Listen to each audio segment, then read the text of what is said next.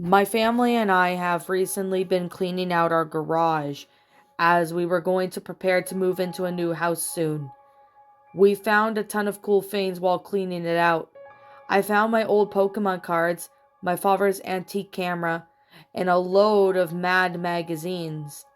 However, there was something that stood out from the clutter. It was a bag for a gas mask, issued in World War One. Yes, World War One, surprisingly enough, both mask and bag were in very good condition. The mask looked grim and sad, and as a matter of fact, there were scratches on its eyeglasses, facing inward, making the eyes of the mask look somewhat panicked and blood-stricken. There was even a few cobwebs inside of it. I cleared them out and quite foolishly tried it on. I took it off immediately. My parental and maternal grandfathers were both involved in World War II. However, the only grandparent I ever knew involved in World War I was my paternal grandfather. My father kept many of his father's things. My parental grandfather seemed like a very blurry man. According to my father, he was fast, strict, and very smart.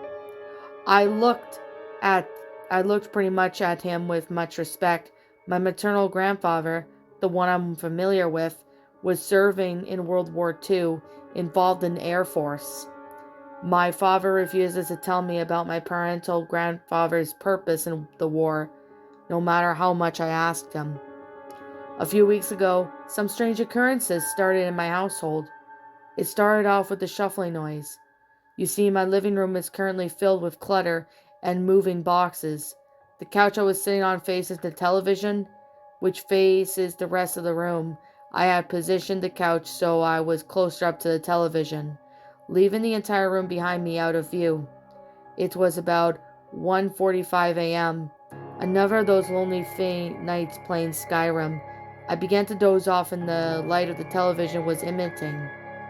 I shot up from my daze when I heard shuffling noise behind me. I know I'm overreacting. I have a problem with anxiety and paranoia, especially paranoia.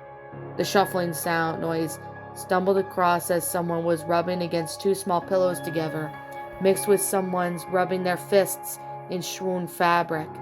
I comforted myself at the thought it was my cat or dog refusing to turn around.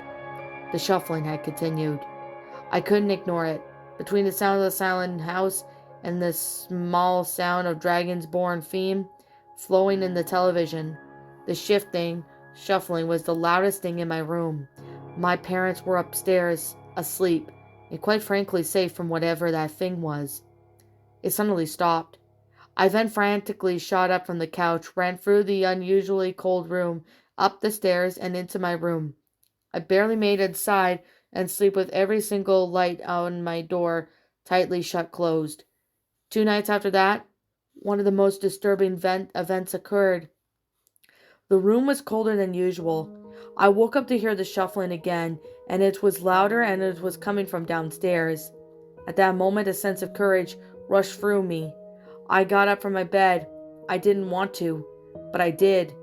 My body was going against my will, and yet I felt still control of its groggy movement. I walked closer to my flight of stairs, leading down to the living room where the mask was sat. The sound was getting more violent as I glided down the stairs. When I got to the living room, I saw the shadowy figure was wearing the mask, staring at me. Its head looked bigger than its body, and its scratched eyes of the mask were almost hypnotic. After that, I remembered nothing. I woke up on my kitchen floor. A few nights later, after I had calmed down from the event, something that I'm still shivering from happened. I often sleep with my door open a small crack. I don't know why, I just do. I woke up around 2:50 a.m. that morning, as I usually do. Insomnia is a problem with me. In the night, if I fell asleep successfully, I'll wake up by around 3 a.m. or so. The room was darker than it usually was.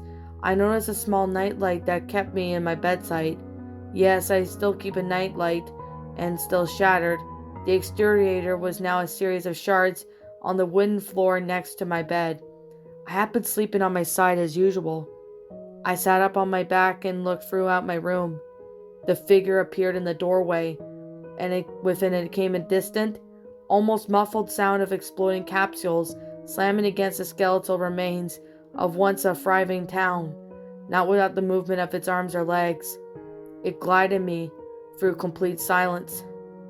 The figure at the edge of my bed leaned over me, its eyes glowing with the yellow light.